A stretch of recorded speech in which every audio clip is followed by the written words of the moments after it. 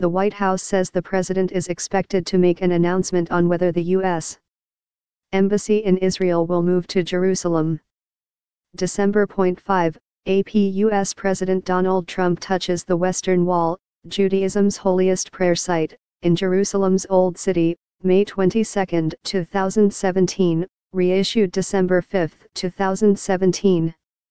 According to media reports on December 5, 2017 state that U.S. President Donald J. Trump has informed Palestinian leader Mahmoud Abbas that he intends to relocate the U.S. Embassy from Tel Aviv to Jerusalem. Photo, Ronan Zvulun/Pool, EPAEFE. Washington President Trump will announce Wednesday that he is beginning the process of moving the American Embassy in Israel from Tel Aviv to Jerusalem, one of the most consequential foreign policy decisions of his presidency so far.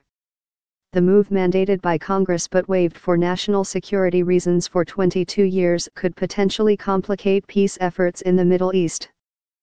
The Palestinian Authority and rest of the Arab world opposes the move, but the Israeli government would welcome the acknowledgement of Jerusalem as its capital, something no other nation has done.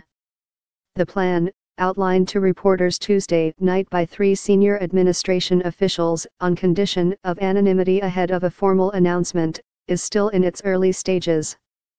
It could still take years to find a site for the new embassy, get funding, and build and secure the facility, the officials said. There are about 1,000 U.S. diplomatic personnel at the current U.S.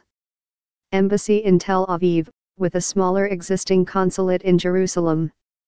Until the new embassy opens, the officials said, Trump will continue to waive the Jerusalem Embassy Act. That 1995 law that requires the president to move the embassy to Jerusalem, or else give Congress a notice every 6 months that it's not in the national security interest of the United States to do so. It's that waiver forcing Trump's hand this week.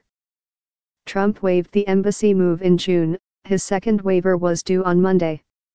Trump, who prides himself on his negotiating skills, has been seeking what he calls one of the toughest deals of all, an Israeli-Palestinian peace agreement that would finally end decades of failed and frustrating diplomacy. The officials, who spoke on condition of anonymity ahead of Trump's official announcement, said the president would portray the move as an acknowledgement of a historical and political fact, that Jerusalem has always been Israel's capital city and seat of government. Yet Jerusalem is a major point in controversy. While Israel sees Jerusalem as its undivided, eternal capital, the Palestinians also claim East Jerusalem as the capital of their future state, and no other country has its Israeli embassy in Jerusalem.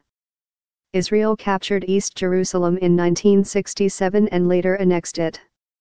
In his address from the White House Wednesday, Trump will also signal to the Arab world that he remains committed to the Middle East peace process, the officials said. Trump will say he's still open to a two-state solution that would have Israel and Palestine coexist as separate nations, and that existing borders should be respected until a final agreement. More, Trump pushes for Middle East peace, one of the toughest deals of all.